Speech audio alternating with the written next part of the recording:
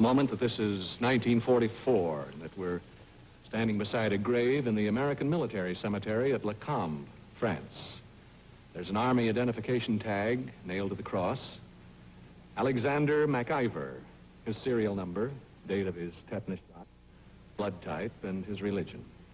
In a moment, you'll meet Lieutenant MacIvor in person, the man who came back from the dead, one of the strangest mysteries to come out of World War II.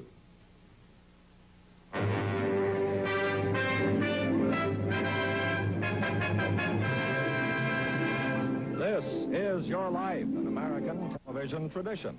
Brought to you by Gleam Toothpaste. One Gleam brushing destroys most decay and odor-causing bacteria. It's for people who can't brush after every meal. And Gentle Joy, the liquid with the mildness you can see on your hands. And now, here he is again, Mr. This Is Your Life himself, Ralph Edwards. In front of NBC Studios now in Burbank, it's still daylight, and here's our subject of honor right here. Well, how do you do?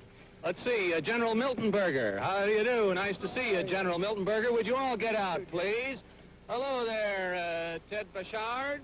Bouchard, is that it? That's correct. Good, nice to see you, Ted. And this gentleman here, well, how do you do, sir? Come on out. You must be Alexander MacIvor. My name's Ralph Edwards. Sandy, you know, there he goes. Now, would you mind just all coming out here for a moment? We're on television, coast to coast, and he's looking at the general with the beady eyes here. We're on television, coast to coast, and I'm here to tell you that tonight, Alexander Sandy MacIvor of Erie, Pennsylvania, this is your life. I think you plan to do that the minute you open that door there. When we stopped here, Sandy, what brought you to the West Coast, or what did you think brought you? Well, this naturally did. Right, but all afternoon you've been doing what? I've been wondering all during the trip. Right. And the trip, General Miltonberger, was pretty much to visit Veterans Hospital, Yes, right? yesterday, Sandy and I spent at the Veterans Administration building at Long Beach. Uh-huh. I hear they have the finest, up-to-the-minute equipment at Long Beach, as they do at many of the Veterans Hospitals across the country. Well, now, General Miltonberger, let's escort our surprise subject here, Sandy, inside where we'll relive your life, Sandy, and learn how you came back from the dead. Well, we make our way. Here is Bob Warren. Well, I guess at one time or another, almost every mother has been worried about things her family should do, but can't always. Like this. You just can't win.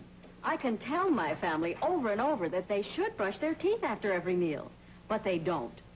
Well, because they can't always brush. I sure can't. I just can't always brush. That's why our answer is Gleam. Gleam, the toothpaste for people who can't brush after every meal. Just one brushing with Gleam destroys most bacteria that cause tooth decay and bad breath. You see, Gleam and only Gleam contains GL70 to fight decay and odor. Take a look at this scientific comparison. Here are mouth bacteria before brushing. Now see how one Gleam brushing destroys most bacteria. Not only destroys decay bacteria, but stops mouth odor all day for most people with one morning brushing. Means a sweeter kiss. So if brushing after meals is your problem, use Gleam. It's for people who can't brush after every meal. Now, here they are, ladies and gentlemen, Ralph Edwards and our honored subject, Alexander Sandy MacIvor.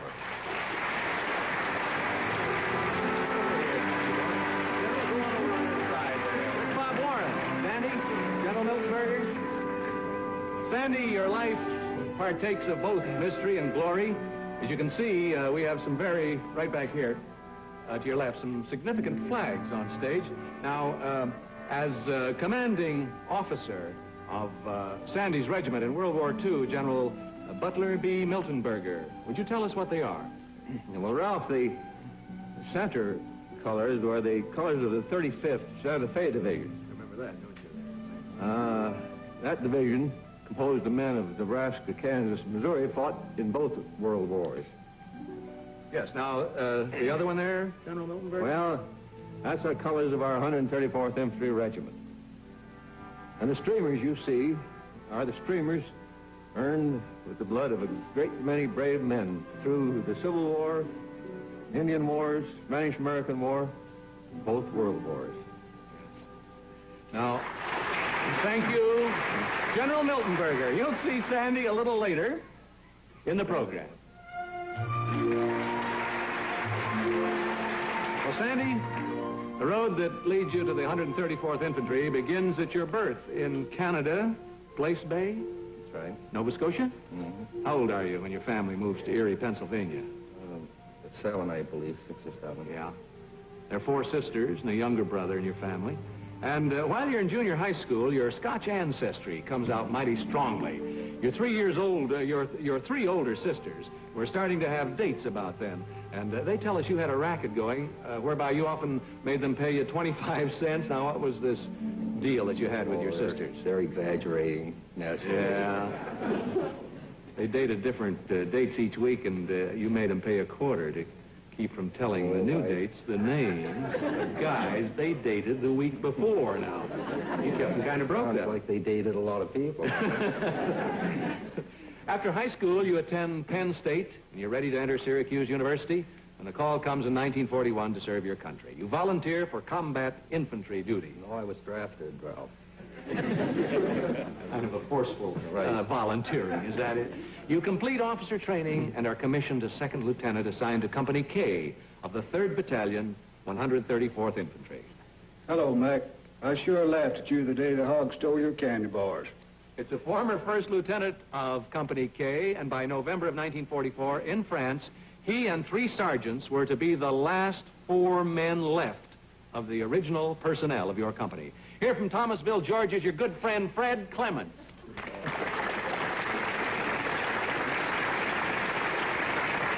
What happens about Sandy and his candy bars while you're in training there, Fred Clements?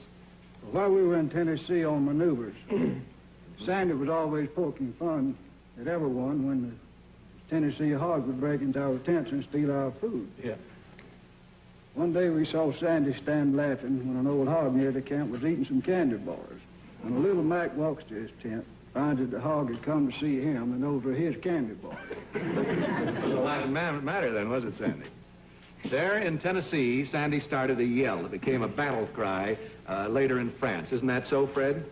Yes, so Mac's platoon would always follow him anywhere. But this day they were tired from a long march and no sleep. Suddenly a cottontail rabbit jumped from the brush. Mac yelled, "Get that rabbit." Everybody tore out after the rabbit. The fun of the chase made them forget how tired they were. And afterwards in France, "Get that rabbit" got to be our battle cry. Thank you, former First Lieutenant Fred Clements of Thomasville, Georgia.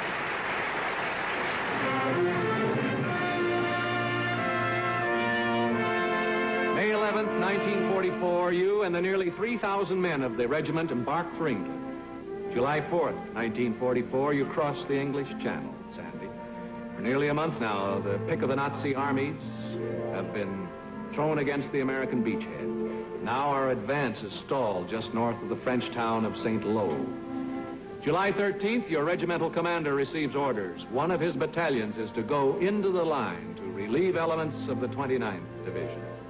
Here again is your former commander who won the Legion of Merit Medal for his own intrepid actions, General Butler B. Miltenberger. You'll recall, Sandy, the 3rd Battalion, your 3rd Battalion, was first in the line for the attack, which was to jump off the next morning with an objective of Hill 122 and St. Lo. Why was the town of St. Lo so important, General? Well, Ralph, it was a road hub for the Germans for that area, and surrounded by hedgerows, earthen hedgerows, which allowed the Germans to lay back and really zero in on us. Now, you waited for the jump-off hour there, and you had a motto that I think you recall Ralph, at that time. I recall waiting for the jump-off that morning and viewing this terrific job we had in facing us. And I recall praying that the regiment could live up to its motto, "All hell can't stop us." dawn, July 15th, you, General Miltenberger, then Colonel, under your other 2 battalions, you order them to move past Sandy's position. They fight their way 2,000 yards to Hill 122. At 5 in the afternoon, your battalion, Sandy, is ordered forward in support. Now, what was it like that day, Sandy, thinking back on it? Well, I'm not sure which day you mean, Ralph, actually. This is the day that you were ordered to advance to try to get Hill 122 in St. Lo. You got hit with everything, machine guns, burp guns, artillery. Well, it is the day, let's say, just before. The day I got hit? The day just before. A German tank or some enemy armored vehicle began firing down the road that you were on, and you had to withdraw off the road to keep from getting wiped out. Is the information that we have received on it. And your 3rd Battalion takes 57 casualties that day. Hi, Sandy. This is your old Sarge. The next day, we really got it. Yes, it's your platoon sergeant, a young man who went into the war as sergeant and so distinguished himself that he came out a lieutenant and a company commander. Here from Omaha, Nebraska is your good pal, Larry Langdon.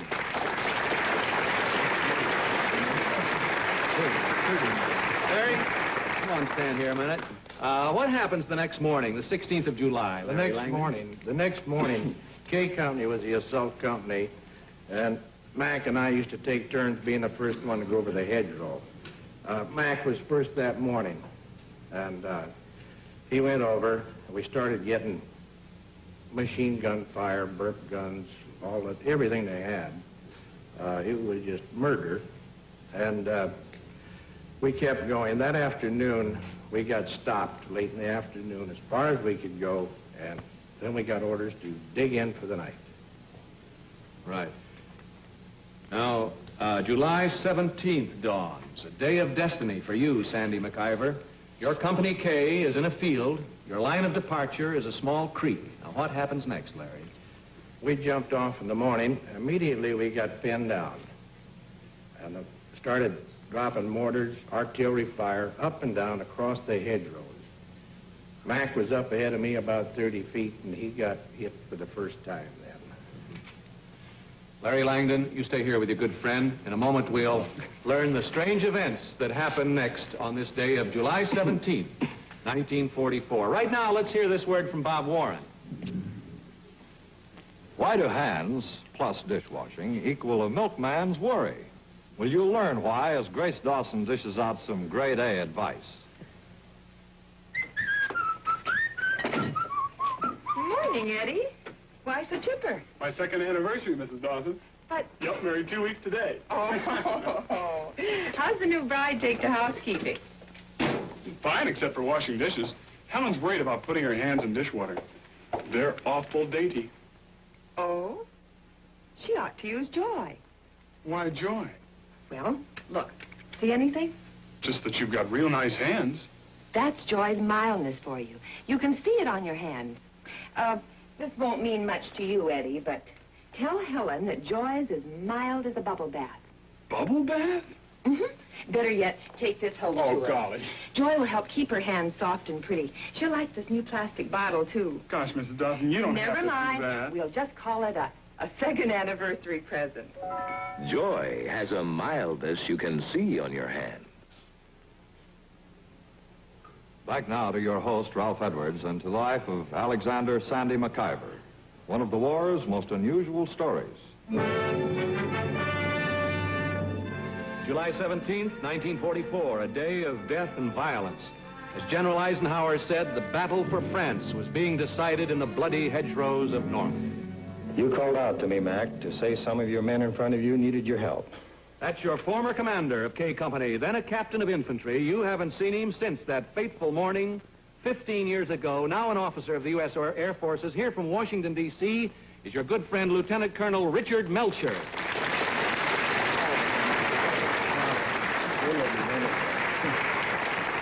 Now, you too saw Sandy get his first wound, didn't you, Colonel Melcher? Yes, I did. As a matter of fact, I was within 6 feet of you, Sandy. When I saw you raise up to go forward, I yelled to you to hold it. Right at that time, a German machine gun fired, and I heard the crack of the bullets as they hit you in the jaw. You tried to say something to me. I couldn't understand you. However, I knew from your actions that you were determined to go out into that field where you had those men. That's when I grabbed you. I couldn't let you go out because you were in no condition to go on in any way. It would have been suicide. Subsequently, I instructed some litter bearers to get that red-headed lieutenant back to the aid station, thinking you were in good hands. I went on about my other business.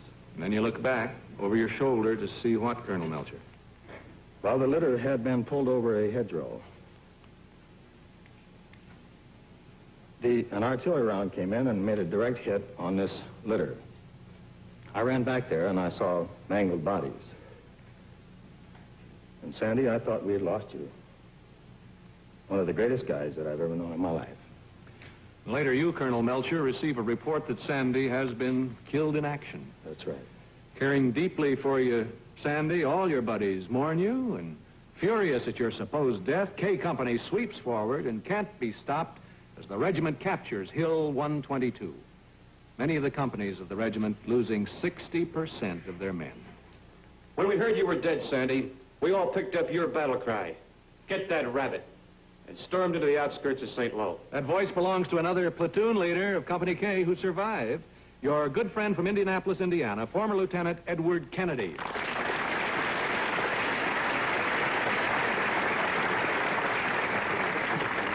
Now, with Sandy still believed dead, the regiment attacks again beyond St. Lo. What other battles does your regiment engage in, Ed Kennedy? Well, Ralph, we beat back a determined Nazi counterattack toward Avalanche, which the Germans hoped to cut off General Patton's breakout from the Normandy beachhead.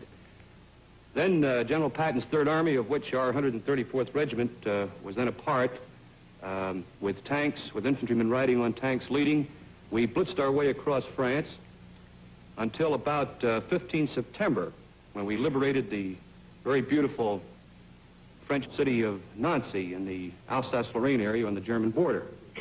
And it was at that point that I was wounded myself, and in the hospital, I heard the wonderful and amazing news that you, Sandy, were still alive. For a month after that battle for St. Lo, you, Sandy, have been in hospitals so gravely wounded that you're barely able to speak or explain to anyone what had happened to you on that day of July 17th. Actually, Sandy, after getting your severe face wound, instead of getting on the litter, you went back into the fighting. A bullet from a German burp gun strikes you in the spinal cord, paralyzing you from the hips down. Now, how long did you lie there before you were picked up, Sandy? Well, I really don't know how long it was. I had a feeling that it was most of the day.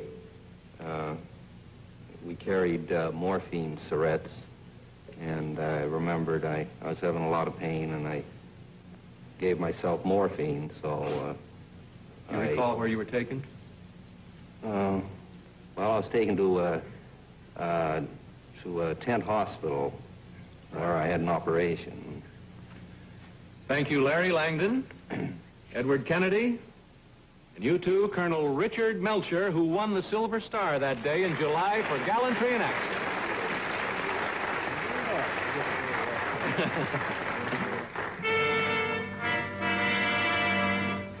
August 7th, at your parents' home in Erie, Pennsylvania, your mother goes to her front door and is handed a War Department telegram reading, "Your son died July 18th in France as a result of wounds." Your brother, James, attached to the 7th Corps in France, visits the Army Cemetery at Le Combe, France, sees your grave and the cross bearing your name. August 14th, your father's on the front porch at home in Erie. The mailman hands him a letter in your handwriting. Believing it's a letter you wrote before your death, your parents are amazed to find your letter is dated August 6th. Trying to unravel this puzzle, your parents contact the War Department and receive an official letter from Washington confirming your death. Now, to tell us what happens next, here from Erie, are your mother, Mrs. Margaret MacIvor, and your sister, Bert, Mrs. Gerald Sherman. Give him a hug and a squeeze, girls, and you go sit on that side.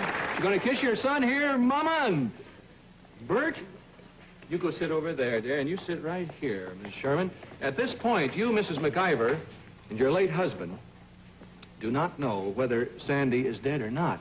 Now, what takes place the night of Monday, August 21st? I was at home alone. The phone rang, and I had one of the greatest thrills that any mother could ever have when I heard Sandy's voice saying, "Hello, Mom. This is Sandy." Where'd you phone your mother from, Sandy? You recall? Mitchell Field. There in the hospital. Mm-hmm. In a few hours, Mother and Dad were on their way to Mitchell Field to be at Sandy's bedside. What condition was Sandy in, Miss MacIvor? Well, he weighed 79 pounds instead of 180. He was paralyzed. But somehow I felt that Sandy would be well again. You stay here with Sandy, Miss MacIvor, and Mrs. Sherman. Bert, in a moment we'll hear the story of your courageous recovery, Sandy. First, this word from Bob Warren. Now let's look at another story and see the steps that shape it into exciting news every woman should hear. To get from here to here, you go through this critical step in a home permanent. The step your wave depends on. It's the hard job of putting on waving lotion right. Putting it on top and underneath where it's hard to get at. But now, new Lilt Home Permanent with this exclusive two-piece speed bath set makes the hard job so easy to do right, it's almost automatic. Lilt puts lotion on top, saturates through the curl, then bathes the underside. Lilt gives complete saturation, the way no other home permanent can, for 6 months of springy, bouncy, beautiful waves. So, to get to here, from here, remember that critical step, and don't trust cotton to do the hard job right. Lilt makes it so easy to do right, it's almost automatic. Get new Speed Bath Lilt. Yes, Sandy MacIvor, you were back with Mom and Dad and sisters, truly returned from the dead. A tragic mistake had been made somewhere, and some unknown American boy is buried in that soldier's grave in France. Now begins your struggle to win back the use of your legs. Years of surgery, hospitals, and personal effort lie ahead. Is that right, Bert? Yes, it is, Mr. Edwards. And, Mother, I really believe it was your wonderful faith and Sandy's courage that brought you through this fine job of rehabilitation. A recovery that leads you to new triumphs in civilian life. And here to tell us about them is a good friend from Erie, Pennsylvania, who also had great faith in you, Sandy, Dr. Jack Utley.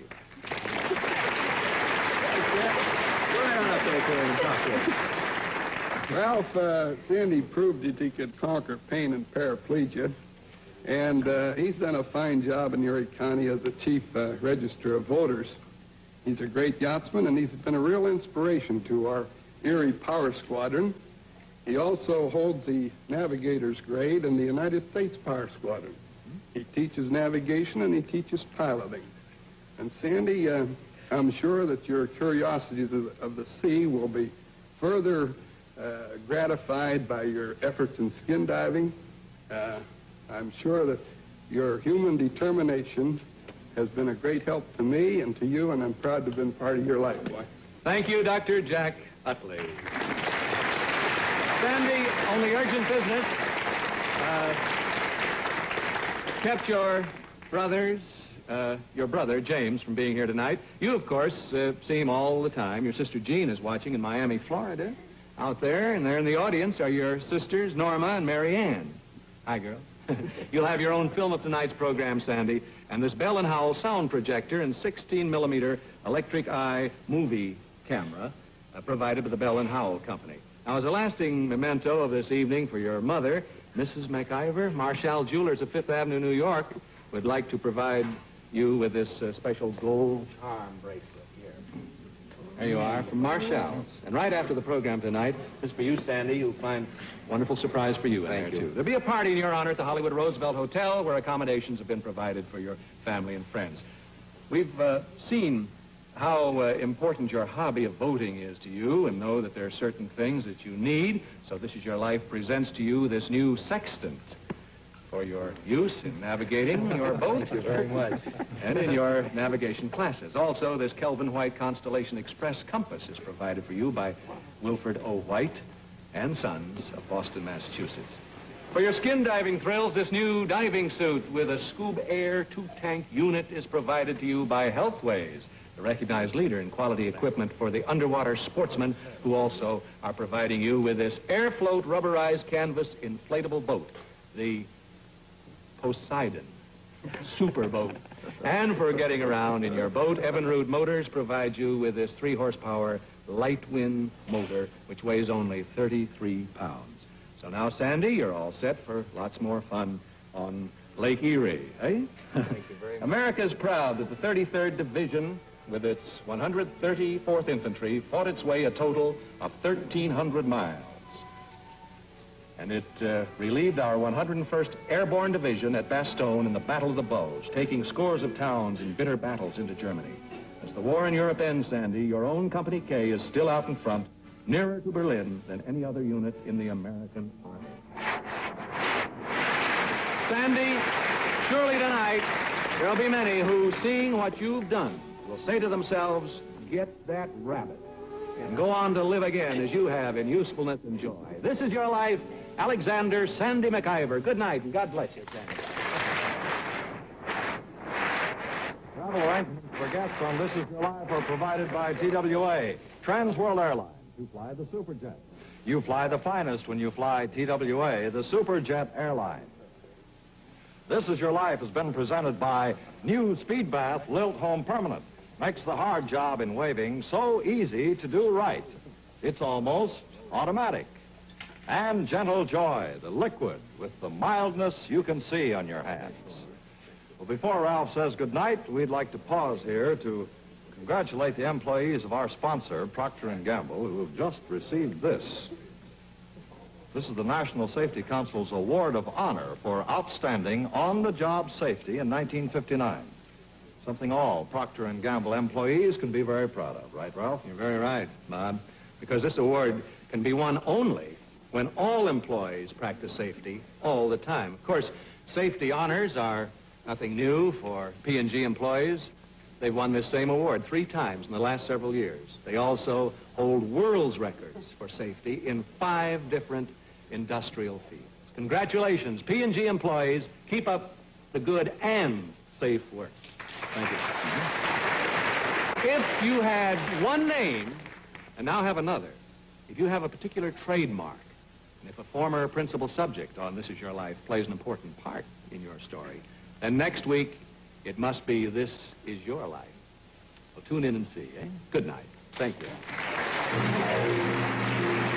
This Is Your Life is a Ralph Edwards production, produced by Axel Gruenberg and directed by Richard Gottlieb.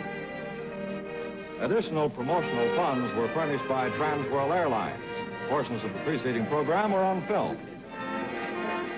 This is Art Linkletter. Stay tuned now as we prove people are funny.